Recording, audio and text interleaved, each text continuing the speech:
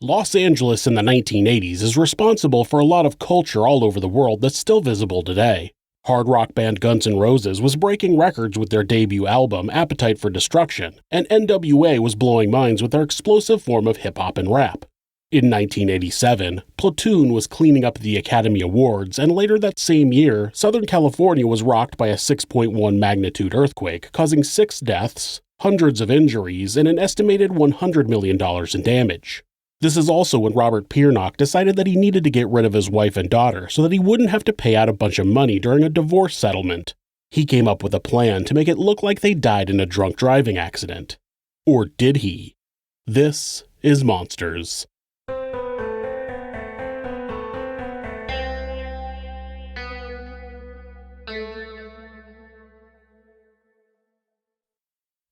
Robert Peernock was born on January 1, 1937 in Tarzana, California. He met Claire Lawrence at a pool party in 1965 after she had immigrated to Hollywood from Quebec, Canada. After a 2-year courtship, the couple were married on April 16, 1967. Robert worked as a computer technician for the Network Electronics Corporation and eventually worked his way up to vice president of the company. His specialty was to solve problems with the circuitry that controlled explosives. As a leader at the company, he supervised the testing of sophisticated electronic detonators for pyrotechnic devices. He became one of the most skilled experts in his field. After 2 years of marriage, Robert and Claire had their first child in June of 1969, a daughter named Natasha. In 1977, they had another daughter, but there isn't any information about her publicly available. In the early 70s, Robert became an inspector for the Department of Water Resources, but he claims as soon as he started, he was told during training that he was actually expected to sign off on inferior work by contractors who built water control systems. He was supposed to later request that the mistakes be corrected through change orders. This would allow the contractors to get paid for the project and then get paid again for correcting the mistakes that should have been caught by the inspector. Robert was not going to start passing projects that were not up to code, so he did his job as he was supposed to, and he claimed that he got numerous threats. He said he went to his supervisor that admitted that the fraud was common practice, but told him he was more than welcome to make the contractors meet code specifications.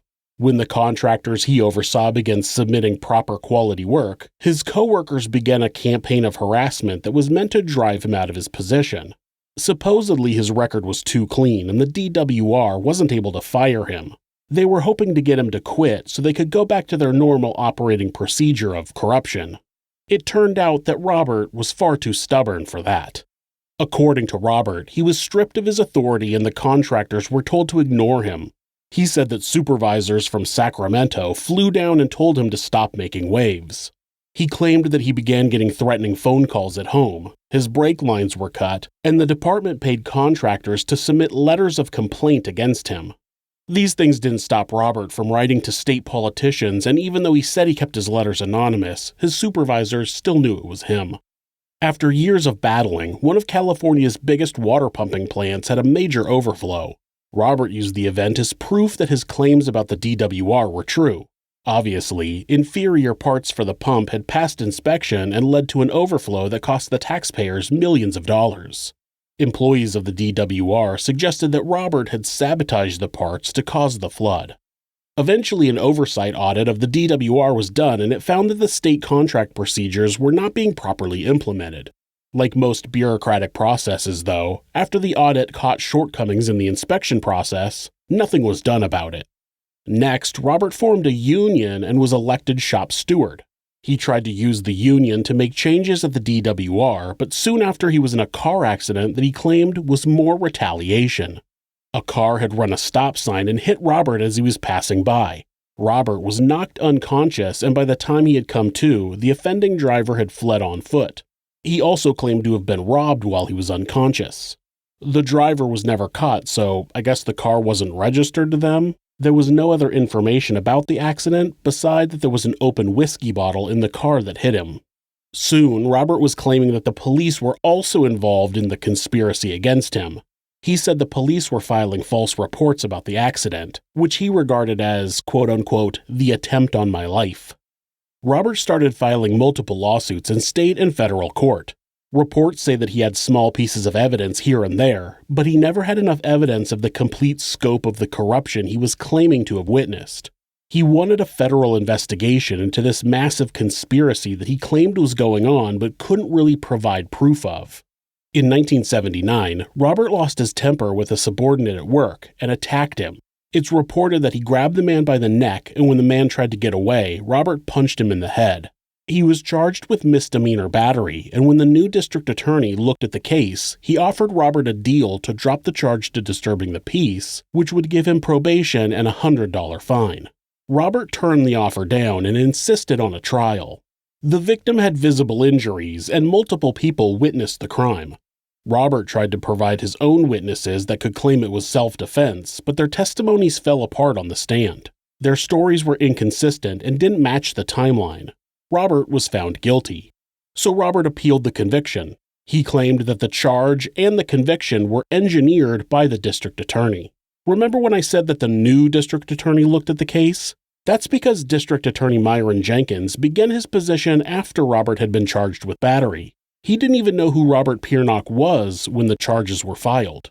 This is clearly a sign of Robert's stubbornness and his refusal to ever admit when he's wrong. Now, do I think there was zero corruption going on at this state-run department that handles private contractors? No. It almost seems like corruption is required at places like that, but what Robert was saying was most likely not happening. This is one of those instances that makes my common sense meter light up. Robert claimed that the Department of Water Resources was participating in corrupt activity which was bilking the taxpayers. Okay, that's likely. Then his co-workers and supervisors got involved. Not unbelievable. Then his co-workers are trying to kill him and the police are filing false reports about him. Probably not, but I'll try to keep an open mind. Then the Los Angeles County District Attorney is engineering charges and convictions against him.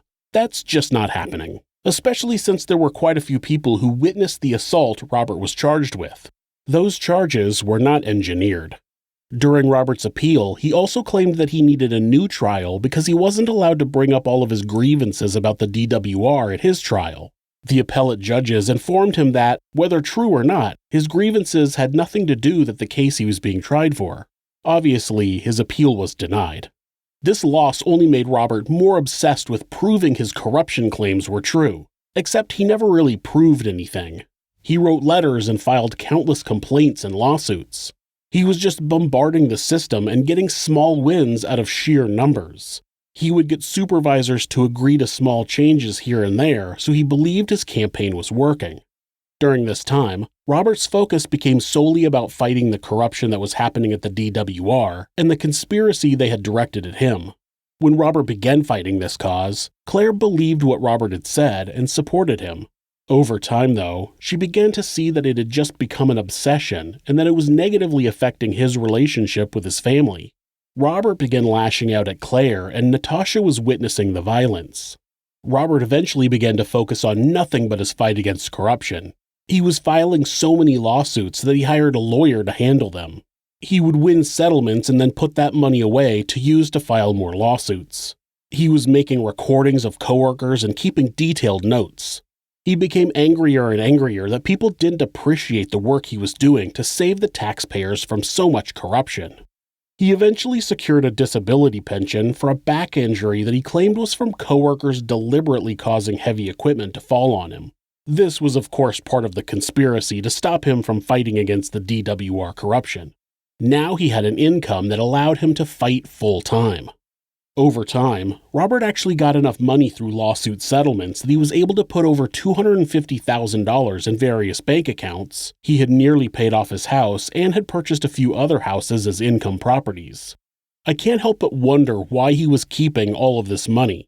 He claimed that he was filing lawsuits, fighting corruption in an attempt to save taxpayer money, to the point that he was disappointed by the lack of appreciation over it. So when he won a lawsuit and got a settlement, why did he think he should keep the money? I understand recouping expenses, but shouldn't the rest of that money go back to the taxpayers that were allegedly screwed by the corruption?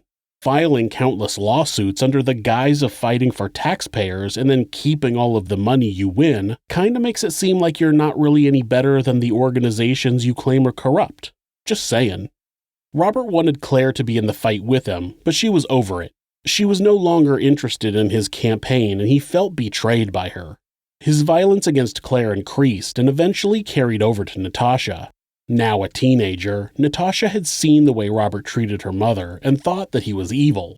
In May of 1983, Robert and Claire got into a fight, and when Robert grabbed Claire, Natasha stepped between them and yelled at him to stop.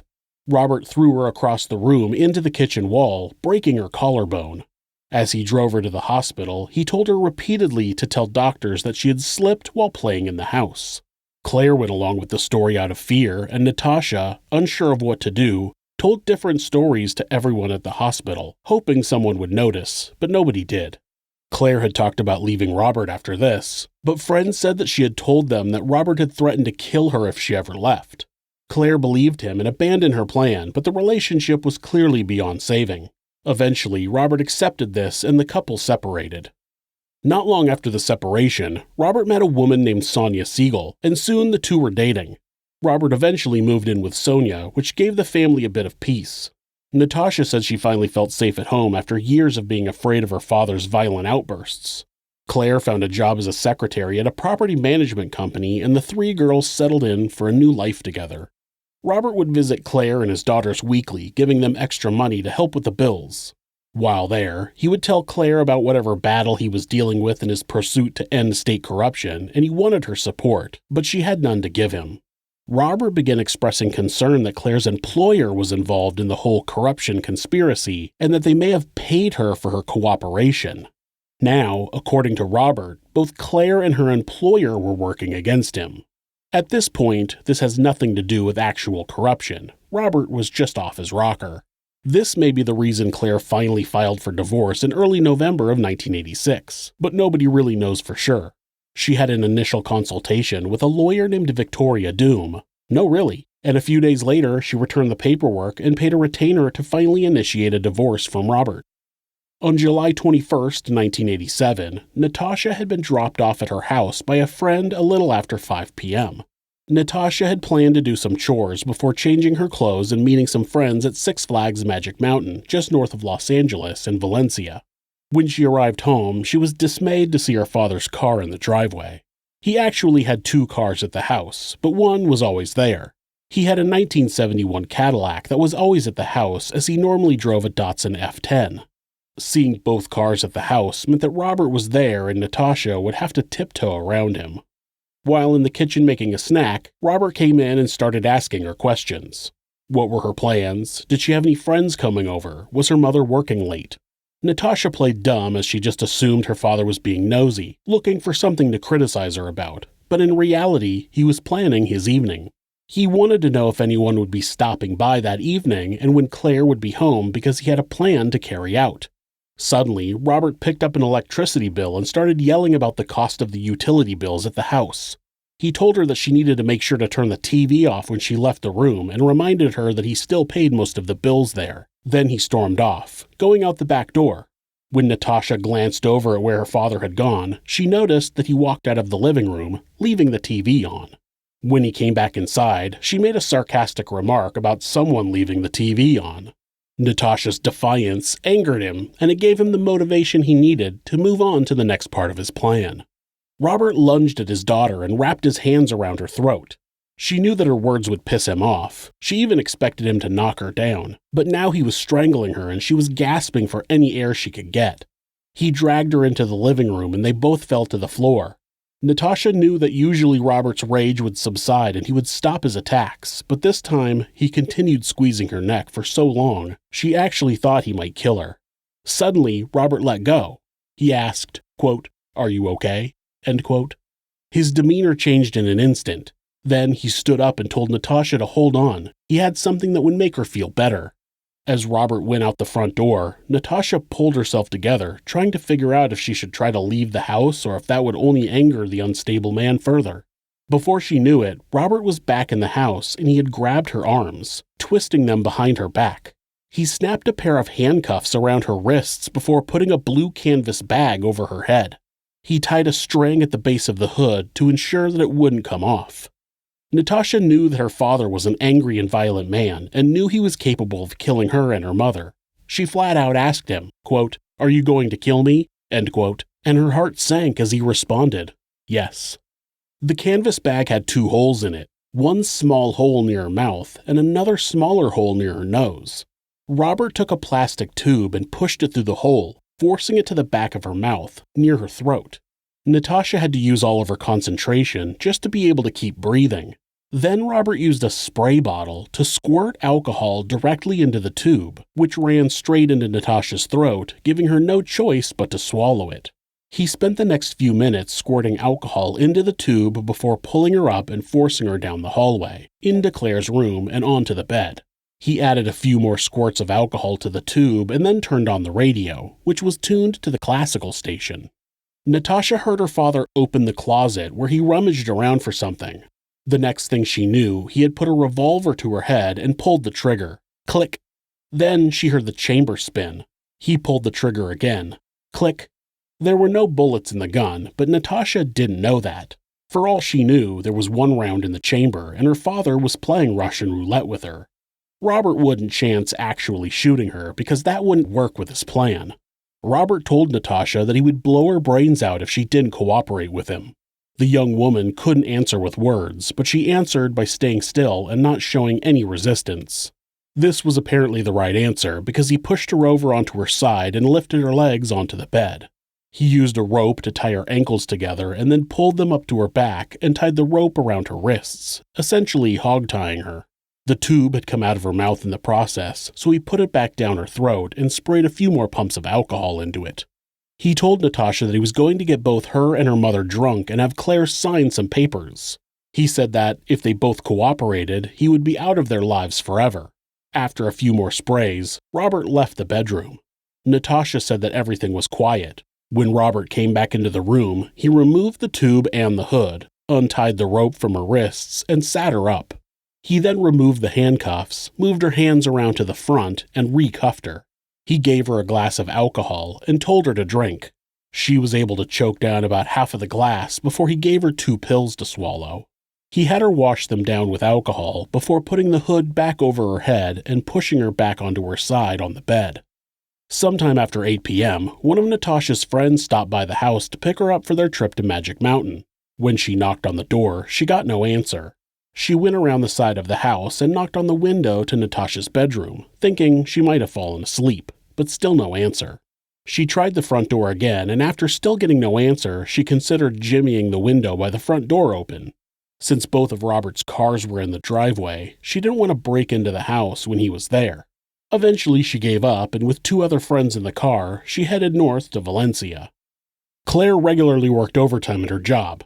She could use the money, and it ensured that, if Robert had been at the house during the day for whatever reason, he would be gone by the time she got home. Her boss left around 6 p.m., and Claire stayed until sometime after 8. It's unclear exactly when she got home and what happened between her and Robert. Natasha lost track of time. She may have fallen asleep or passed out from the alcohol, but when she came to, she realized that the dogs were barking. Their 2 dogs weren't big barkers, so it was unusual to hear them barking consistently like they were.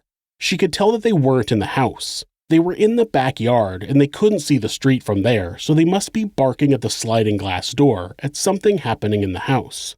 She tried to hear if her mother was home, but she couldn't keep her focus. The drugs and alcohol had her slipping in and out of consciousness. Sometime in the early morning hours of the next day, Natasha was picked up and carried to the garage where she was placed in the back seat of the Cadillac. Claire was also in the back seat, but the young woman wasn't aware of that at the time. Robert drove the Cadillac, with his small Datsun car hitched to the back, to San Fernando Road, just southwest of Tuxford Street, right next to I-5. He unhitched the Datsun and crawled under the Cadillac where he tied a piece of rope so it hung under the car near the gas tank.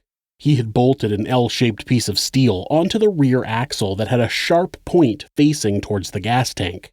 This was a pyrotechnics trick that made a car burst into flames when it impacted something solid. When the car crashed head-on, the piece of metal would be forced into the tank, puncturing it.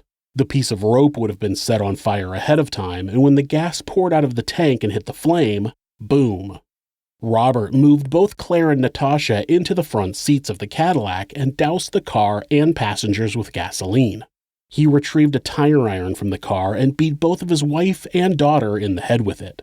Believing they were both dead, Robert climbed under the car and lit the rope on fire. He then locked the accelerator open and dropped the car into gear. The plan was for the car to speed down the road, cross Tuxford Street, and slam into the concrete wall on the other side of the street. This would drive the spike into the gas tank, releasing the gas onto the flame and igniting the entire car. Investigators said they found a strip of leather tying Claire's hands to the steering wheel, most likely to make it look like the woman was driving. But she must have slumped to the right, which steered the car off the road, and it impacted a telephone pole on the side of San Fernando Road.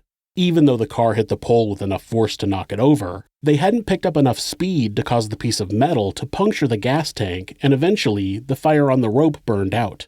It's important to note that when the car was dusted for prints, there were none on the steering wheel. Not Claire's, not Robert's, none, which is unusual since its only purpose really was to be touched by people. Robert must have sped away from the scene as soon as he let the Cadillac go, and it's unclear if he knew that his plan had not worked.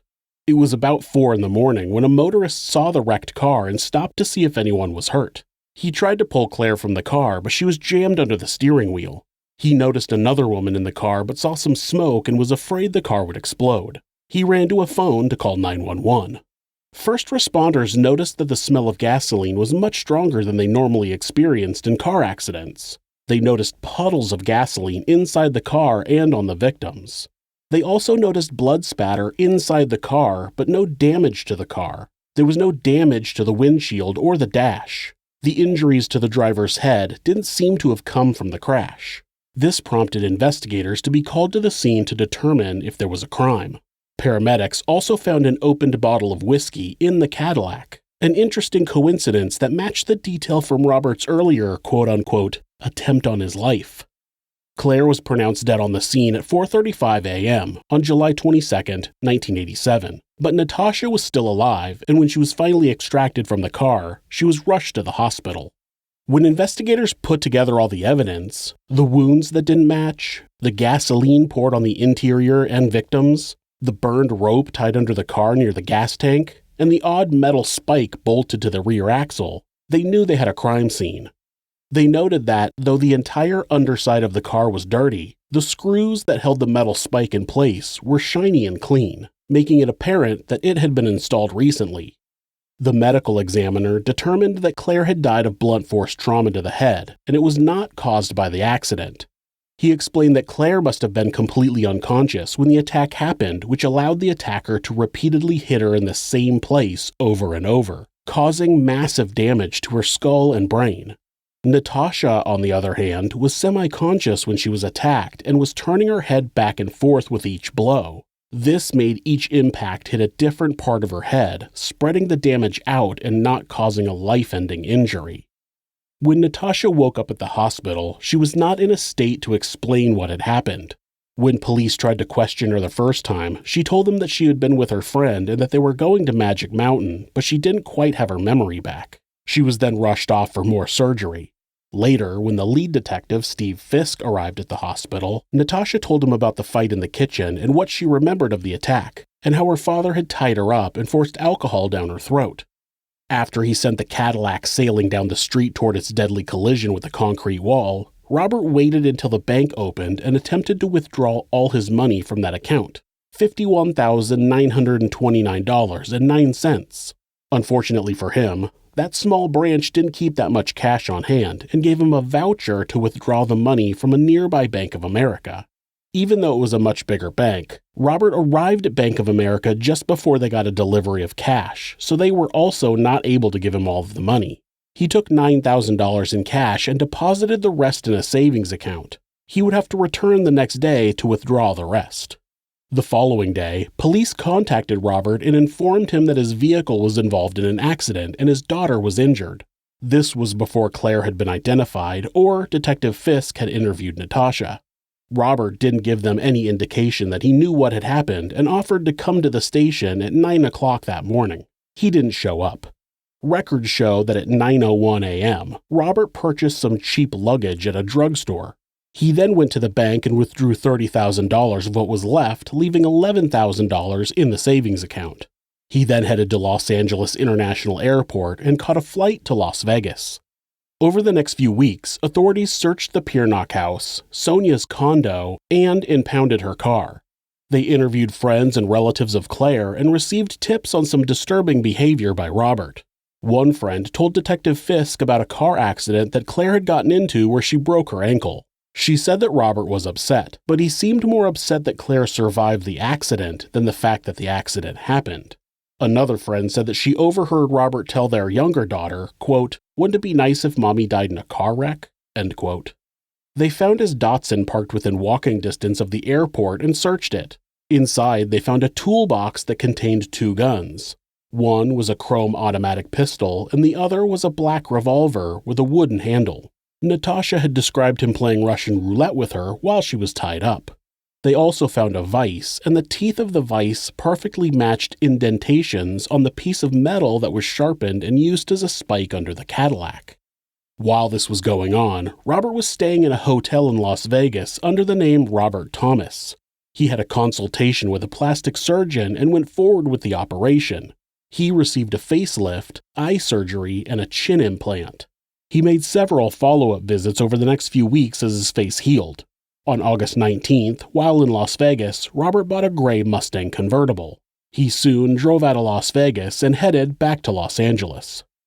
At the beginning of September, Detective Fisk brought Sonia into an interrogation room and asked her where Robert was. She resisted at first, but he managed to convince her that it would be safer for everyone if they were able to bring him in. On September 5, 1987, Robert was arrested at the Vagabond Motel in Woodland Hills.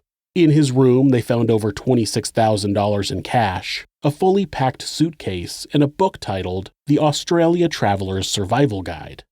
Robert was charged with the murder of Claire and attempted murder of Natasha, along with other charges of kidnapping and torture. Take a wild guess what Robert did. That's right, he completely denied having any involvement and claimed that he was being framed. It was that darn conspiracy to silence him again. Not only had they set up the car wreck, he claimed that the police beat him during the arrest. One of his plastic surgery stitches had torn and they took him to the hospital for treatment. This was reported as the only injury on his body. Robert spent 3 years hiring and firing lawyers in an attempt to delay his trial. They were, of course, all co-conspirators in the plan to ruin him. He began representing himself and then changed his mind. As his trial was just about to get started in 1991, Robert attempted to fire his lawyer again, this being his 6th. He claimed that this lawyer had been paid off by the judge. Within the list of grievances that Robert had against his lawyer was that he refused to subpoena witnesses from decades-old union conflicts, and that he wouldn't allow Robert to use his bar license to run his own defense. Basically things that any lawyer would refuse to do. The judge denied his request. He told him the trial was starting and he was done letting him cause delays. Before the trial started, Robert tried to hire a hitman to kill Natasha and the lawyer that was working for her, filing a wrongful death lawsuit against him. That lawyer was none other than Victoria Doom. A week before the trial, an inmate wore a wire and recorded Robert making arrangements to pay $15,000 to have Victoria and his own daughter murdered. He even suggested going after the district attorney and the lead investigator, too. Robert was arrested in jail and charged with solicitation of murder. Guess what he said? That's right, he claimed the inmate was in on the conspiracy and had been paid to set him up. This was Robert's entire trial defense. Every single person that had any tiny bit of involvement with the crime and his arrest was in on a grand conspiracy to set him up. All because he was trying to stop corruption with the Department of Water Resources. Every cop, the district attorney, any lawyer that worked against him, the judge, a jail inmate, even his daughter, which makes absolutely no sense. His daughter was a victim in the crime, and supposedly someone tried to kill her, which was an attempt to frame him for murder. Why would she now be working with the people who had nearly killed her?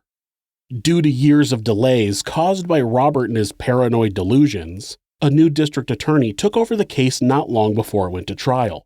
Though he reviewed the case thoroughly, he wanted to make sure he hadn't missed anything. Robert was an obsessive note-taker and list-maker. I get it. I make constant lists because I know I'll forget it if I don't write it down. I literally have a 6-foot wide, 4-foot high dry erase board on my wall that I make notes on. The problem with Robert was that he never threw them away. The DA had a box of papers from Robert's Dotson that looked like a bunch of junk, but he decided he better check it all.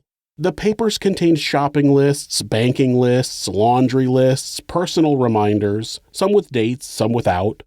As the DA picked up a single piece of paper, looked at both sides, and set it on the desk, something on one of the lists caught his eye. It was a list with 4 to-do items on it, and the last one was a drawing of a block capital L with the long end forming a sharp point. It looked exactly like the L-shaped piece of steel that had been bolted to the underside of the Cadillac. Next to the drawing was the word stock. When you purchase a piece of raw steel, it's generally referred to as bar stock. Among the other lists containing mundane chores, one list had the word rope as a to-do item, and another list had find lock, L-O-C, most likely meaning find a location to stage the accident. Another list had empty car and buy L-I-Q, followed by a small 2 with a circle around it. Robert didn't drink, so was that 2 bottles of liquor, the one he used to force down Claire and Natasha's throats, and the one he planted in the Cadillac? The DA knew he was on the right track when he found a list that Robert had clearly made as a to-do list for the murder. It had 7 entries. 1. HC. 2. Coals per. 3. Keys. 4. W. Bots. 5. Rags and tissues. 6. LIQ. And 7. FM. After staring at the list for a few minutes, it began to come together. 1. Handcuffs. 2. Claire's purse. 3. Keys. 4. Water bottles. 5. Rags and tissues. 6. Liquor. 7. Face mask. 1 were the handcuffs to lock up Natasha. 2 was a reminder to make sure he also put Claire's purse in the car to make it look like she had taken the car voluntarily. 3 was most likely to remember to bring the keys to the Cadillac with him to the house. 4 and 5 were cleanup supplies. 6 was the bottle of whiskey to make it look like Claire and Natasha had been drinking, and 7 was the face mask that he put over Natasha's head. Based on the various dates written on some of the lists, Robert had been planning out the murder for at least 7 months. That was just about the time Claire started the divorce process. Robert had convinced her to wait 6 months, telling her he needed to get a couple of business deals done, and that 6 months ended August 1st, 10 days after he murdered Claire.